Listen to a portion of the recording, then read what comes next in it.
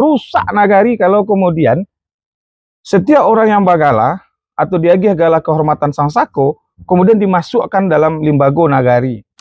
Assalamualaikum warahmatullahi wabarakatuh. Ada lagi bertanya, Pak, kalau kemudian seseorang diagih gala oleh apaknya, apakah inyo menjadi penghulu dalam nagari? Bukan indah. Kenapa? Mungkin nyo bagala datu, tetapi nyo ndak penghulu. Ya, kenapa gala yang diagihnya atau yang pegang atau yang nyopaci adalah gala yang diagih oleh bako. Sementara seorang penghulu di Minangkabau punya anak kemanakan. Maka kalau biar ndak rancu, hati-hati di nagari-nagari.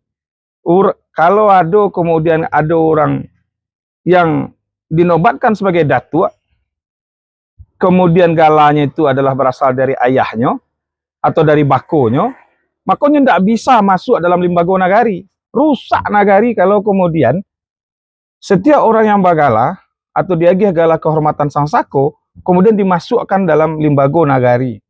Rusak dinyo adat yang ada dalam selingkah nagari. Jadi kalau inyo teragak bagala kemudian mendapat gala, ya silakan. Inyo dibelikan gala sang sako atau gala sako oleh bakonyo, tapi inyo tidak masuk dalam tungganai di nagari. Inyo tidak masuk dalam limbago adat dalam nagari. Hati-hati, karena iko juga yang banyak terjadi rancu di Minangkabau. Karena ada orang-orang yang teragak bagala, maka kemudian ketika inyo bagala, dianggap inyo juga kemudian berhak mengambil keputusan di nagari. Tidak.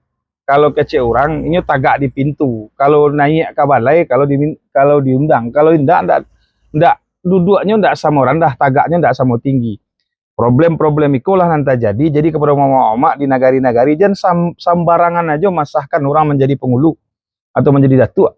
Karena berkonsekuensi kepada limbago yang ada, baik yang asa atau yang lahado di nagari. Karena kadang-kadang ketika orang lah dilewan jadi datuk, alun tentunya penghulu, tapi kemudian kalau lahnya datuk, dianggapnya lah sama duduk sama rendah, tagak sama di tinggi di nagari. Dan itu akan menimbulkan konflik di nagari di belakang hari. Hati-hati menerima, melewakan atau mesahkan gala datuk atau gala penghulu dalam sebuah nagari. Karena berakibat jangka panjang. Assalamualaikum warahmatullahi wabarakatuh.